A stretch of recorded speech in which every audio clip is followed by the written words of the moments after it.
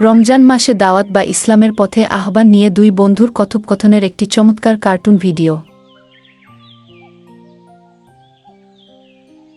আবির, একটা কথা ভাবছিলাম।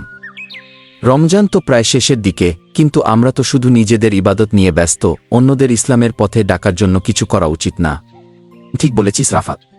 রমজান তো দাওয়াত বা মানুষকে ভালো পথে ডাকার সেরা সময়। কিন্তু তোর মাথায় হঠাৎ এই চিন্তা কেন এল?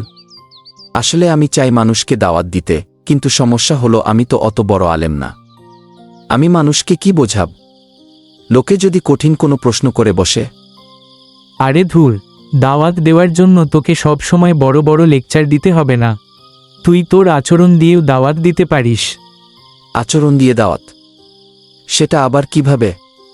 একটু বুঝিয়ে বলতো।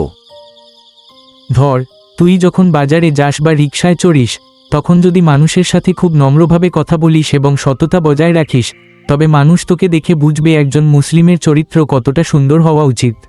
এটাই তো এক প্রকার দাওয়াত। পয়েন্টটা মন্দ না, কিন্তু সরাসরি ইসলামের কথা কি বলা যাবে না? কেন যাবে না? অবশ্যই যাবে। আমাদের যেসব বন্ধু নামাজে একটু অলস, তাদের তুই আদর করে ইফতারের দাওয়াত দিতে পারিস। ইফতারের আগের দোয়া আর পরিবেশটা তাদের মনে আল্লাহর প্রতি ভালোবাসা তৈরি করবে। এটা তো খুব সহজ।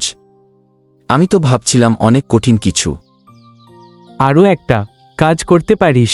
তুই তো সোশ্যাল মিডিয়ায় অনেক সময় কাটাস, সেখানে প্রতিদিন ছোট একটা হাদিস বা ভালো কোনো ইসলামিক টিপ শেয়ার করতে পারিস। একদম ঠিক বলেছিস। আমি আজ থেকে এটা শুরু করব। অযথা সময় নষ্ট না করে দিনের কাজে সময় দেব। মনে রাখিস দোস্ত, আমাদের কাজ শুধু সত্যটা পৌঁছে দেওয়া, আর হেদায়েত দেওয়ার মালিক তো মহান আল্লাহ। তুই যদি তোর ব্যবহার আর ছোট ছোট কাজের মাধ্যমে কাউকে ভালো পথে আনতে পারিস, এর স্বভাব তুই অনেকদিন পাবি। জাজাকাল্লাহ খায়ের বন্ধু। আজ তুই আমার চোখ খুলে দিলি।